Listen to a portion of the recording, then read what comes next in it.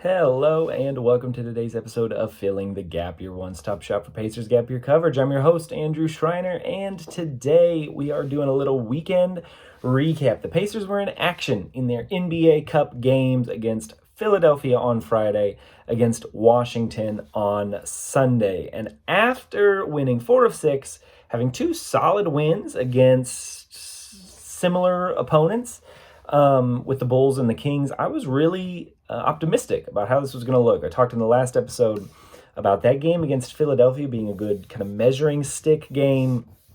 The team is currently 6th in the East, or was at the time of playing the game, 6th in the East, a good quality team, but not the elite of the NBA. Yeah, a good measuring stick game now that the Pacers had some positive momentum. And it actually was very similar to their games against the Bulls and the Kings, just with the teams flipped.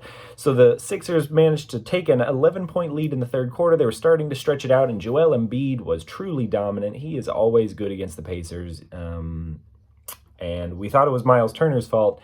Well, he's gone, and Joel Embiid still dominated the Pacers. He finished with, I think, 39 points in the game. An excellent effort. Paul George was good as well. They were without Tyrese Maxey. All that to say, they had some talent, and they were starting to pull away. But then the Pacers managed to claw their way back. They actually took a 5-point lead with about 8 minutes to go. Philadelphia calls a timeout, and I thought, great, we're going to get this amazing win. Not amazing, but this really good quality win on the road against a good opponent, and establish some really good positive momentum. But from there on out, the 76ers were dominant and ended up winning quite comfortably, which was disappointing. Now, it felt closer than the final scoreline suggested. They did manage to hang around for a little while, but the offense became completely inept down the stretch. Turnovers, sloppy passes leading to bad shots. They were getting late into the shot clock. Just a disappointing finish to what was a really good effort against a good team. Paul George looked like his vintage self. And honestly, without Aaron Nesmith, the Pacers just don't have anyone who can defend a player like Paul George. He's too lanky, too long for Nembhard, and he's too agile. He moves too well for Siakam, and Siakam was trying to help with Embiid anyways. And so Embiid really, he was the difference maker, though. Embiid was with his effort on the boards down the stretch, and so that was disappointing. But still, not a terrible loss. A game against a team you'd probably say is better than the Pacers, especially given current form. So then, the Pacers come home, and their reward for sucking in the NBA Cup was to get to play the Wizards again, to get an extra game against the Wizards. And the Wizards were beat up. They're missing Sarr, their first-round pick from last year, good player, promising young player. And they laid the egg of all eggs.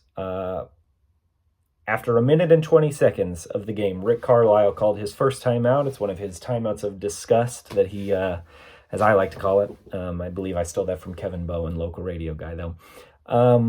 He's not afraid to call that early timeout if he doesn't like what he sees, and he did not like what he saw. And unfortunately, it never got any better. The game was double digits pretty quickly. And the Pacers never really threatened to make it much of a game, and ultimately put up their worst performance of the season. Early on, losing to the Nets was bad. This was worse. The Nets are certainly better than the Wizards now, records indicate. And it's hard to explain what happened. They just did not show up. And so I won't elaborate too much. I liked what JMV, local radio host, said. The Pacers didn't bother showing up, so I won't bother to talk about them. And that's about all I have to say about the game against the Wizards on Sunday. So it was a disappointing weekend for the Pacers. They need to respond, and they need to respond well, because they have the New York Knicks coming into the building for their next game.